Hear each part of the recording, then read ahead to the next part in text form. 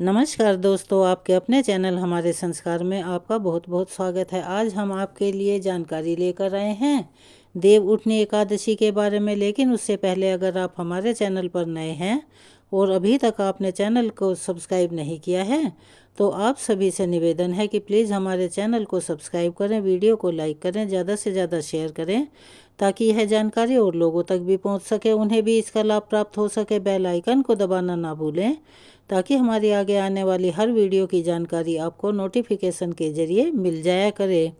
Comments box में अपने comments के साथ साथ जय श्री कृष्णा, ओम नमो भगवते वासुदेवाय नमः, हर हर महादेव लिखना ना भूलें। परम पिता परमेश्वर की कृपा हमेशा आप पर बनी रहे, आपके घर में कभी भी अन्न धन की कमी ना हो। कार्तिक मास के पावन महीने का अपना ही महत्व बहुत प्रभावशाली होता है, लेकिन इसमें तुलसी की पूजा करना सोने पे सुहागे जैसी होती है। कार्तिक माह में तुलसी की पूजा और खासकर देव उठनी एकादशी के दिन तुलसी का पूजन करने से भगवान श्री विष्णु के साथ साथ माँ लक्ष्मी जी भी अति प्रसन्न होती हैं। और यदि आपने पूरे महीने तुलसी जी की सेवा नहीं की है या आप किसी कारण से नहीं कर पाए हैं तो आप एकादशी से लेकर पूर्णिमा तक घी का एक दीपक जलाकर तुलसी माँ को प्रसन्न कर सकते हैं, जिससे कि आपको विष्णु भगवान और माँ लक्ष्मी की कृपा स्वतः ही मिल जाएगी। ऐसा करने से घर में धन धान्य की कभी कमी नहीं होती। जिस स्थान पर शालिग्राम जी और तुलसी जी होते हैं वहाँ भगवान श्री हरि साक्षात विराजित रहते हैं और वहीं संपूर्ण तीर्थों को साथ लेकर देवी भगवती लक्ष्मी जी भी निवास करती हैं। पद्म पुराण के अनुसार जहाँ शालिग्राम शिला रूपी भगवान केशव विराजमान हो वहाँ संपूर्ण देवता, असुर, यक्ष और 14 भुवन मौजूद होते हैं। जो शालिग्राम शिला के जल से अपना अभिषेक करता है उसे संपूर्ण तीर्थों में स्नान के बराबर और सभी तरह के यज्ञों को करने के समान ही पुण्य और फल मिल जाता है।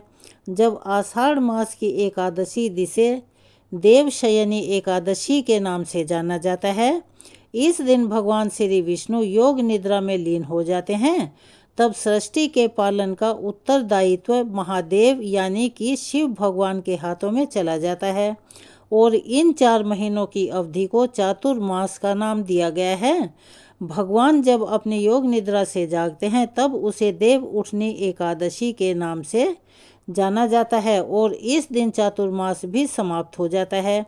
भगवान श्री हरि के जागृत होते ही और चातुर्मास के समाप्त होते ही जितने भी रुके हुए मांगलिक और शुभ कार्यक्रम हैं वो फिर से आरंभ हो जाते हैं और देव उठनी एकादशी के दिन तुलसी जी और शालिग्राम के विवाह की परंपरा भी सदियों से चली आ रही है, जिसे कि आज भी लोग बाग जो कार्तिक स्नान करते हैं या पूरे कार्तिक मास का व्रत करते हैं वो इसे बड़ी श्रद्धा और निष्ठा से निभाते हैं।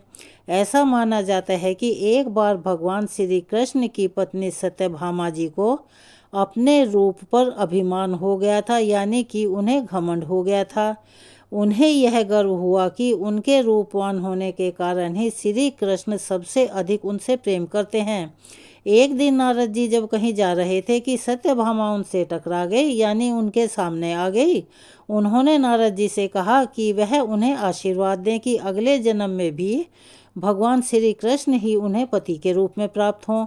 तब नारद जी भी बोले कि नियम यह है कि यदि कोई व्यक्ति अपनी प्रिय वस्तु इस जन्म में दान कर दे तो वह उसे अगले जन्म में प्राप्त हो जाती है। इसीलिए आप भी श्री कृष्ण को दान रूप में मुझे दे दो तो वे आपको अगले जन्म में जरूर प्राप्त होंगे। सत्यभामा जी ने श्री कृष्ण को नारद जी को दान स्वरूप दे दिया। जब नारद जी उन्हें लेकर जाने लगे तब अन्य रानियों ने उन्हें रोक लिया। नारद जी चतुर और वाक्पटु तो हैं ही।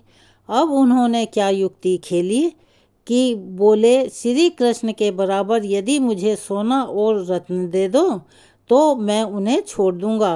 तब तराजू के एक पलड़े में श्री कृष्ण जी को बिठा दिया गया और दूसरे पलड़े में सभी रानियां अपने अपने आभूषण चढ़ाने लगी, लेकिन पलड़ा तो टस से मस नहीं हो रहा था। यह देखकर सत्यभामा ने कहा, यदि मैंने इन्हें दान किया है तो उबार भी लूँगी, ऐसा कहकर उन्होंने अपने सारे आभूषण चढ़ा लिए, लेकिन पलड़ा हिला तक नहीं। अब तो वे बड़ी लज्जित हुई। जब यह बात रुक्मिणी जी ने सुनी तो वे तुलसी पूजन करके एक पत्ती तुलसी की ले आई और पलड़े पर रख दिया। ऐसा करते ही पलड़े का वजन बराबर हो गया। नारद जी तुलसी दल लेकर स्वर्ग को चले गए। रुक्मिणी श्री कृष्ण की पटरानी थी। तुलसी जी के वरदान के कारण ही वे अपनी और अन्य रानियों के सौभाग्य की रक्षा कर सकी। तब से तुलसी जी को यह पूज्य पद प्राप्त हो गया कि श्री कृष्ण उन्हें सदा अपने मस्तक पर धारण करेंगे। इसी कारण इस एकादशी को तुलसी जी का व्रत और पूजन किया जाता है और शालिग्राम जी के मस्तक पर तुलसी जी को भी चढ़ाया जाता है। इस बार कार्तिक शुक्ल एकादशी प्रारंभ होगी 11 नवंबर को सोमवार शाम 6:47 से और एकादशी तिथि का समापन होगा 12 नवंबर मंगलवार शाम को 4:05 पर। इसीलिए इस बार 12 नवंबर मंगलवार के दिन ही देव उठनी एकादशी का व्रत रखा जाएगा और तुलसी जी का विवाह भी इसी दिन ही किया जाएगा। हरिवासर के समय एकादशी का व्रत कभी नहीं खोला जाता, हम अपनी हर वीडियो में बताते हैं। हरिवासर के समय को अति पावन माना जाता है, इसीलिए उसमें भगवान के निमित्त मंगल गीत गाने चाहिए, भगवान का स्मरण करना चाहिए, भजन कीर्तन करना चाहिए। जितना अधिक से अधिक आप पूजा पाठ करेंगे, भगवान में अपना मन लगाएंगे, उतना ही आपको आपके व्रत का और पूजा पाठ का फल कई 100 गुना ज़्यादा मिलता है। हरिवासर का समय द्वादशी तिथि लगते ही शुरू हो जाता है, जो कि 12 नवंबर मंगलवार की शाम को 9:30 तक समाप्त होगा। शुरुवार के 5 से 6 घंटे द्वादशी के हरिवासर का समय कहलाते हैं। अगर द्वादशी तिथि को सूर्योदय के समय हरिवासर हो तो भूले से भी उस समय आपको व्रत नहीं खोलना चाहिए, अर्थात अपने व्रत का पारण नहीं करना चाहिए। एकादशी का व्रत खोलने का शुभ मुहूर्त 13 अक्टूबर बुधवार को सुबह 6:43 से 8:51 के बीच में रहेगा। वैसे तो एकादशी के दिन सारा ही दिन अबूझ मुहूर्त रहता है, उसमें किसी से पूछने की ज़रूरत नहीं होती। किसी भी समय आप तुलसी का विवाह करवा सकते हैं, लेकिन शाम को गोधूली बेला और सूर्यास्त के आसपास का जो समय होता है वह विवाह कराने के लिए सबसे सर्वोत्तम माना जाता है और शाम को यह मुहूर्त 5:29 से 7:53 तक रहने वाला है। इस शुभ मुहूर्त में आप तुलसी जी का विवाह करवा सकते हैं। व्रत करने वाले भक्तों को चावल या चावल से बनी हुई किसी भी वस्तु का ना तो खुद सेवन करना चाहिए, संभव हो तो अपने परिवार जनों को भी ना करने दें, और ना ही इस दिन चावल का दान करना चाहिए। अन्न का भी त्याग व्रत करने वालों को करना चाहिए। हो सके तो फलाहार करके इस व्रत को रखें। अगर आपको शारीरिक कोई प्रॉब्लम है या आप बीमार हैं तो आप सेंधा नमक का इस्तेमाल कर सकते हैं। पारण करने से पहले भगवान विष्णु को मौसमी फलों का, जैसे कि सिंघाड़ा, गन्ना, मूली और बेर, आंवले और तुलसी पत्ती का भोग लगाएं और उसी को प्रसाद के रूप में अगले दिन ग्रहण करके आप अपने व्रत का पारण करें। तुलसी जी का विवाह शालिग्राम भगवान जी से कराने के लिए आप तुलसी जी को और शालिग्राम भगवान जी को एक वर और वधू के रूप में सजाएं और फिर कोई भी पुरुष सदस्य शालिग्राम जी को अपनी गोद में लेकर तुलसी जी के चारों ओर 7 बार परिक्रमा करवाएं। इस तरह से विवाह कराया जाता है और विवाह बिल्कुल धूमधाम से किया जाना चाहिए। अगर आप ऐसा करने में सक्षम नहीं हैं तो आप साधारण विधि से भी कर सकते हैं, लेकिन उसमें आपकी जो भक्ति और आपकी भावना है वो एकदम शुद्ध और सच्ची होनी चाहिए। देव उठनी एकादशी के दिन शाम के समय भगवान विष्णु का विशेष पूजन अर्चन किया जाता है, जिसमें खास तरीके से भगवान विष्णु को जगाया जाता है। देव उठनी एकादशी के दिन सुबह की पूजा करने के बाद दोपहर के समय, जैसे कि हर किसी के यहाँ देव उठनी एकादशी मनाने की परंपराएं और रिवाज अलग अलग होते हैं, आप उसी के अनुसार उनका पूजन कर सकते हैं। वैसे सामान्यतः कई जगहों पर चावल पीसकर उससे एकादशी मांडी जाती है और कई जगह खड़िया और गेरू का इस्तेमाल किया जाता है। आपके यहाँ जैसी परंपरा है, रिवाज है, आप उसके अनुसार भी कर सकते हैं। नहीं तो जो तरीका ज़्यादा प्रचलित है, दीवार पर आप एकादशी का चित्र बना सकते हैं। फिर उसके नीचे आदमियों के पैर, जितने आपके घर के सदस्य हों उनके हिसाब से उससे एक जोड़ी पैर अलग से बनाएं, जो कि आगे वंश वृद्धि का प्रतीक होता है।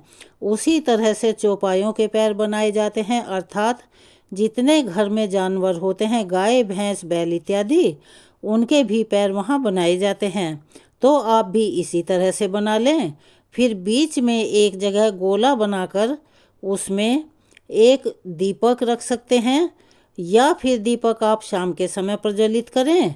वहाँ पर आप जो भी आपने पूजन सामग्री ला रखी है, जैसे कि सिंघाड़े हैं, बेर हैं, मूली हैं, या जो भी आप प्रसाद के रूप में वहाँ रखना चाहते हैं, वहाँ पर रखकर उसके ऊपर एक छलनी या कोई टोकरी या फिर परात ढककर उसे रख सकते हैं। एकादशी की पूजा में गन्ने का होना अति आवश्यक होता है।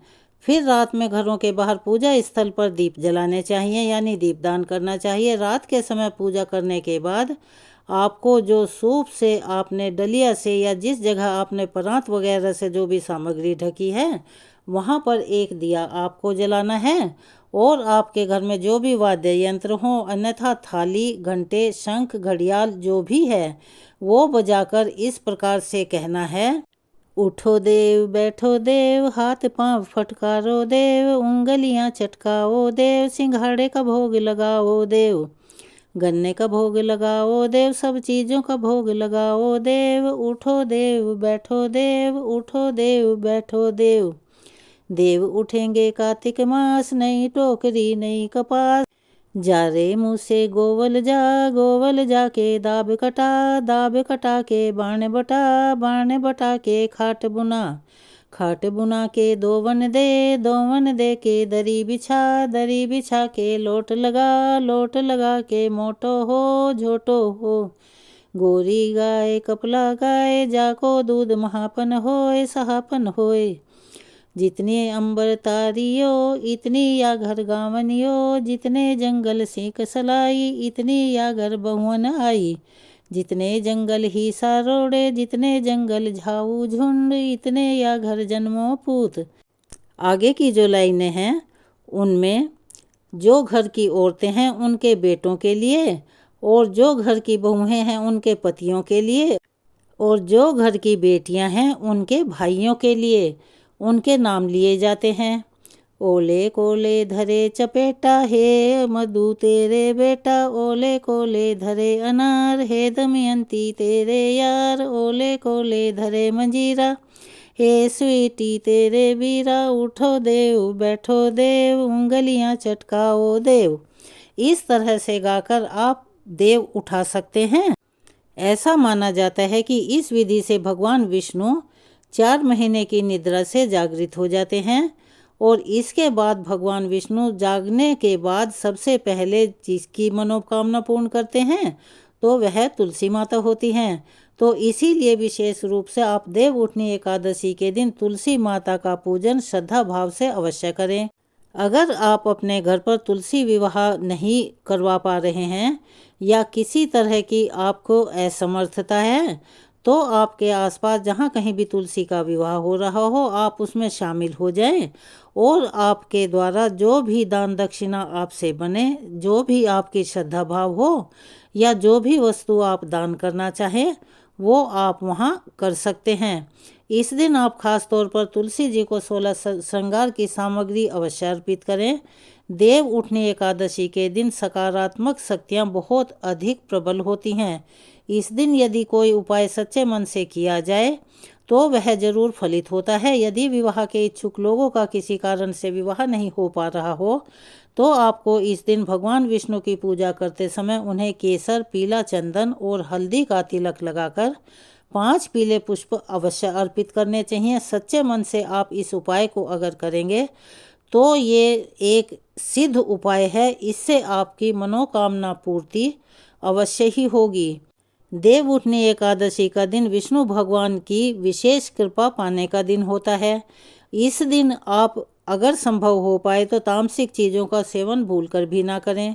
देव उठनी एकादशी के दिन भूल से भी कुछ भी ऐसा काम ना करें जिससे किसी का दिल दुखे या किसी महिला का अपमान हो या किसी गरीब को किसी तरह का कोई दुख पहुँचे। आप निर्धन गरीब लोगों को उनकी ज़रूरत का सामान, मौसम के अनुसार वस्त्र और मौसमी फलों का दान दे सकते हैं, जो कि अति पुण्य देने वाला होता है और काफ़ी लाभप्रद रहता है। तो यह थी आज देव उठनी एकादशी की विधि, और उसके बारे में जानकारी आपको कैसी लगी कमेंट्स बॉक्स में अवश्य ही बताएं।